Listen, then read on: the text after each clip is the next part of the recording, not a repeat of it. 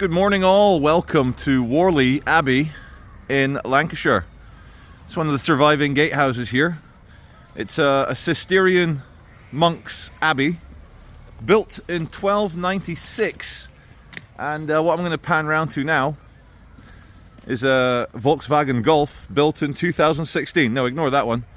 This extension here, this main house, was built in the 1700s because in the 16th century, King Henry VIII, obsessed with divorcing his wife and chopping the heads off the other ones and being a heretic, decided to close down all the Catholic monasteries in England, including this one. And he ordered it to be demolished, smashed up, everyone executed, all their wealth plundered. And we're going to go around into the grounds now and show you the original grounds of the abbey before King Henry VIII got a bit monastery smashy. Okay, we're in the grounds, and you can access this Christian retreat. It still works today, so that the Christians can retreat away from the madness of the modern, brutal world. And they've built it in a lovely, nice yellow sandstone, beige sandstone. You can see some old statues from the past. That looks like a woman. That looks like a beautiful woman. This one here as well, look at that. Stunning woman. I think there's another content creator there getting his drones ready. He's wearing a chest-mounted action cam. And he's getting ready to fly. So from its inception in 1296, the monastery here did very well. It was very powerful. It was considered one of the most powerful and important monasteries in the whole of England. And walking around here, you can see the scale and the size of it. And a lot of it has been demolished, starting with King Henry VIII, once he told his troops to smash it up. Oh, how people gladly follow instructions when it's to do with destruction and hate and anger and destruction. Now, I was not there 750 years ago. No, hold on, wasn't that long ago. 650 years ago. I don't know what was going through King Henry VIII's mind, what his problems were with the Catholics, how corrupt the Catholics were, how much of it was a ruling foreign power from the Vatican, from Rome. And I don't know his true intentions with starting the, Church of England and taking power away from the Catholics. I don't know. We weren't there. We only know what the historians tell us. And unfortunately, mostly with history, it's the winners who write the history, and then they whitewash all the real dirty, scummy reasons why they did what they did, and it all becomes heroic and necessary and patriotic and English and fantastic. Just to think that this was carved out and laid in the 1200s, maybe early 1300s, that blows my mind. In a sordid world of degeneracy, it's better to have your mind blown than your penor blown, that's for sure. Now, you might get seduced by having your penor blown, but trust me, penor blowing is temporary. Being blown away by the majesty of God and Jesus and his kingdom and the amazing gift he's given us of life, now that shit is forever. Sorry to be flippant. Sorry to add the S word, but that stuff is forever. Even Ralph is speechless going around here. Look, he sat up in his pram. He is soaking it all in. There's a nice bit down there we're going to go have a look at. The mess halls, the cooking area, the kitchen. And a lot of it is structurally unsound as well. Not a safe place to walk under. But this is the kind of history that, foreigners come to see. The Americans, Canadians, the Japanese, the Chinese, when they come to Britain, this is what they want to see. They want to see medieval abbeys in various states of ruin and disrepair. This tells you a bit about the Abbot's kitchen and the long galley. And John Paslew of nearby Wiswell became abbot in 1507.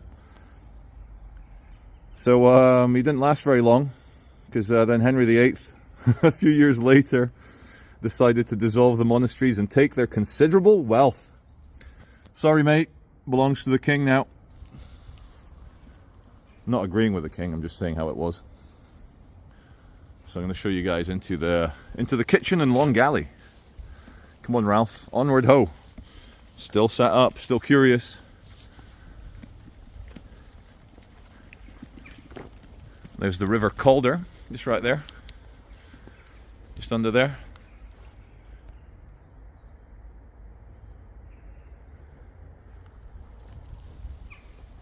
Lots of places to hide your gold and your food. Hide your wife, hide your kids. Hide everything. They didn't have police forces in those days. When a group of men, bigger than your group of men, with weapons turn up, you have to just do as they say, or you die. Give us your gold and your food. We are hungry and poor. We have big swords, and you don't have a choice. You can't exactly phone 999 or 911 for the Americans. You can't do that. Either you had the men to defend your monastery, or you didn't. Now, of course, news travels fast, and so if you are a kind of gang of outlaws, like a medieval 1300s Jesse James, you probably wouldn't last very long. Populations back in England weren't very high back then, and people tend to remember gangs of thieves going around wreaking havoc, and invariably they get caught, tried, tortured, and executed. So here is probably where they cooked the meals. These big chimney areas here. This would have been the cook areas. And again, there would have been a floor above me. That's been removed as well. But I can imagine quite high ceilings if the floor beams would have gone across there. And you want a high ceiling because it keeps it cool in summer and stops it getting filled with soot and smoke in winter. And also, another reason that people did high ceilings, because people used to use buildings to impress each other. Not so much nowadays. Now it's all just build fast and build cheap. But they'd have high ceilings because it looks grander and more majestic, more impressive. And humans have always been about status symbols, whether it's a Lamborghini, what color's your Bugatti, whether it's your crypto investments, which I don't recommend, or whatever, your house. People love a good status symbol, and in the past, before the advent of digital technology and information, data, one way to do it was via big impressive buildings, eh, Ralph? Yeah, he agrees. I think I found the toilet, the medieval toilet, the shithole. Oh, look, there's a fossilized poo from an old monk. I don't know why the troops didn't just annex the abbey. I don't know why the destruction was necessary, but again, as I keep saying, we weren't there. We don't know exactly why the savagery of smashing it up was so necessary. And look how thick the walls used to be. Look at that. Look how thick these walls are. More than a meter wide, a yard wide. Because people used to use all sorts of trebuchets and siege engines and cannonballs. You know, by the time of King Henry VIII, you had your gunpowder, your cannonballs. And you don't want thin walls, because not only will your cannonball go through it, it'll turn your wall into a million sharp stone fragments, shrapnel, to kill everyone inside. So, hence, therefore, ergo, thick walls.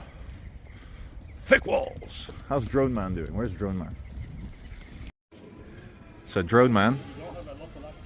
I don't have a local accent. No, I'm an illegal alien. No, I'm a Scottish Brazilian.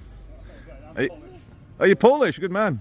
Are you going to land on the H like the roof of a? Oh my goodness! Here we go. Like the roof of a hospital. Nice. Look at that. Look at the accuracy. 10 points. Yeah. So I've been hanging out with Pavel. Pavel from Poland. He's reviewing. It's not a Panasonic, guys. It's a something. And Potensic. let me just turn the camera around. Pav, he's a technology reviewer. Well, cameras, photography, video, cameras, lenses, drones. Yeah, Pav space SZ, and then it comes up. Please subscribe. And I've shown him my channel. He goes, yeah, I've seen your crazy videos around Manchester. It's lovely seeing you as well. I've definitely watched your stuff before. It's like, you know people, but you don't know people. You kind of recognize the face and the voice, but then, yeah, well, I've seen the channel before. Yeah, brilliant. Well, nice. I look forward to your Whalley video. We'll all watch it. So subscribe to Pav space SZ. Thank you. Thanks, mate. Cheers. That was a pleasant surprise. Did not expect to bump into a fellow content creator on YouTube here at Whalley Abbey. Spelt Whalley, pronounced Whalley. There you go. So please do subscribe to Pav's channel, Pav SZ. I can tell from the 5 minutes I spent with him, he's a good guy with a good heart, and he's doing a rare outdoor outing. He's usually an indoor reviewer, as you can see from his channel. So as a 99% outdoorsman, I wished him good luck. Told him to stick at it, because the outdoors always more interesting than indoors. Surely. There's your river Calder. There's your river Calder, and I wanted to show you the green shoots of spring. Not sure what ones these ones are, but those taller ones over there, I think those are daffodils. And I just love that there are flowers that come not long after the new year. Snowdrops a little bit earlier. And hey, Ralph, it's just a reminder to hold on. Just hold on a couple more months, and it will get warm. The leaves will come back. The birds will tweet. The babies will be born of all the animals. And in the words of Oliver Tree, life goes on and on and on and onion. In England, a country obsessed with gardening and horticulture, they imported this tree. It's got a real name in Latin, but from South America you've got here the monkey puzzle tree. Now apparently monkeys are puzzled by it, and as a hairless great ape, I'm looking at it and going, huh? So yeah, the name is right. And when you grab its shaft, you have to be very delicate. You can, ow, no, ignore that. Usually you can stroke the shaft one way, but not the other way, and it's very, very spiky. It's ribbed for your pleasure or your pain. Ow, ow, ow, ow. Here's the back of the 1700s Christian retreat, and it's built, yeah, alongside, adjacent with the old monastery. And I think this doorway here is going to take us back into the kitchen and the long galley. The long galley. I'm almost sure of it. Yes, here we are, back again. And I'm just going to park Ralph there for a moment. Put your brake on, Ralph. And, yep. Chimney. If you could be bothered, you could probably find 700-800-year-old soot and oils from animals. You could probably DNA test the oils from the animals. This chimney's not doing so well. I don't feel safe stood under here. Everything feels like it's going to fall and collapse. And so before it does, let me grab my child. Grab my patient child. Hey, Ralph. Is it time to go drink some milkies? Is it? Or is it time to grab the camera? Here's a question for my viewers before we leave. These windows look awfully modern with the frames. Now, did they have glass in 1296? Did they, maybe. If the Romans had glass, did the Romans have glass thousands of years ago? What would they have put as panes into these window frames? Please let me know in the comments section. It's good for the algorithm, and it also fights my ignorance. And it means that I can get a human answer and not having to ask Google Gemini for everything. Have you guys tried Google Gemini version 2.0? It's quite a ballsy AI, not as woke as previous iterations. It'll still tell you off if you ask a spicy question, but if you press it, it will answer. And, you know, It's kind of like a very polite friend. Oh no, I don't want to talk about that. That's impolite. No, but come on, Reginald. Get it out. Let me know. Oh, okay, okay. If you really need to know, here you go. Spring is in the air. Da-na-na-na-na-na. Spring is definitely in the air. All the snowdrops are saying, I don't care that it is so effing cold. They sprout anyway. There is another gatehouse that you can drive through. But before we do, let's have a look at this original 1296 creation. You can even see that nice castle shape. And that's obviously, I don't know the name, portcullis? It's something, but that's so that you can fire your arrow and then reload behind the little thing there. So you can defend your location. Remember we said there's no police. So when the men with guns, the men with swords come a-knocking, you literally fight for your survival. And I wonder, look at that, you can donate a coin through the image of the cross. I wonder when this door's from. It's very many hundreds of years old. It might not be 800 years old, but it's a very old door. And sad to see that some delivery drivers have been scratching the edge there. Not allowed. Oh, it's a modern institution. Those are funny looking priests. You get all sorts with the modern Church of England. You get, you know, women priests, dog priests, horse priests, transgender priests, you get baby priests, you get all sorts of priests. Walked right past me. They didn't even acknowledge the baby. Didn't even look at the baby. Now, I'm disappointed. I wanted women of God, women of Christ, to say that is a good little baby you've got there. Well done. Go forth and multiply. But no, it didn't even acknowledge him. Didn't even notice his existence. And stop. Oh shit! Sorry, Lancashire Constabulary. I won't do it.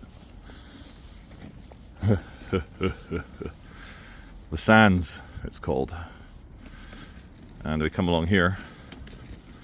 I'll show you the other gatehouse. Let's go wide angle. Wide angle. You get more photons from a wider angle. Funnily enough.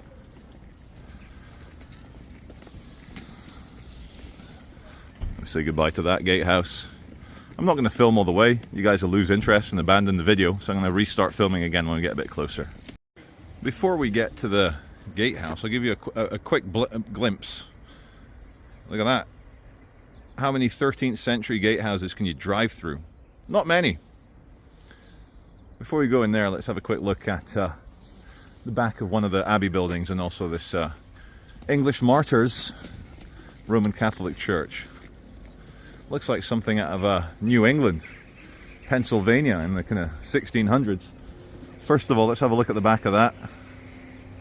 There used to probably be another extension. I can tell by the walls sticking out. There used to be something else.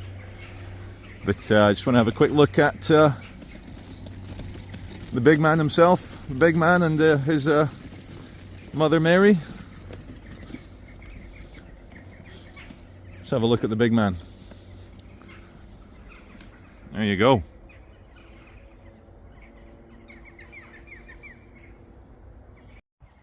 The stripping.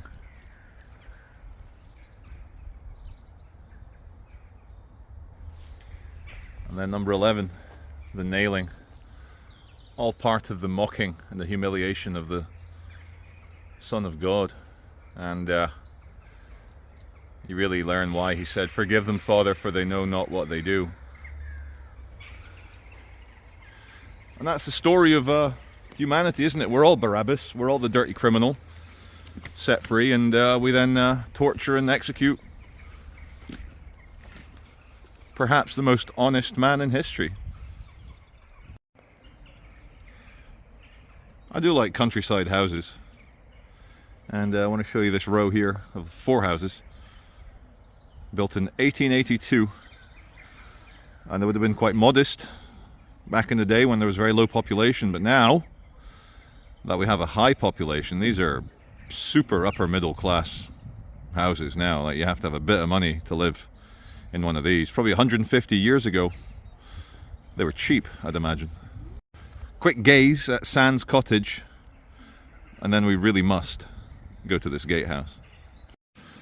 The sweet chirping of jackdaws fills the air.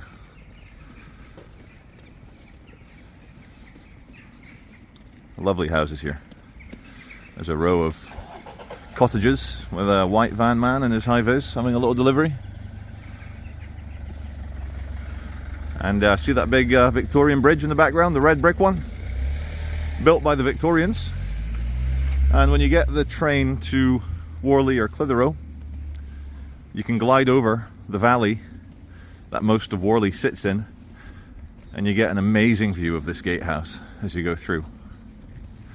This one's been a lot more gutted than the other one. The King's troops didn't spare this one, probably got burnt. Burnt, or the wood has rotted away. But look, it's a drive-through. Now you don't see that every day. And the architecture is stunning. Like you even got a little cubby hole for the pedestrians. What do you think, Ralph? Are you impressed? Are you not entertained? Again, well done to the architects. Phenomenal job. Imagine being a medieval illiterate peasant and seeing constructions like this. Or if you take it one step further, seeing the Cologne Cathedral. Wawa weewa. I've been lucky enough to go to Cologne a few times, and every time I go, I am terrified and amazed by the size of their cathedral. But anyway, this is the English version, and it is great, and I love it.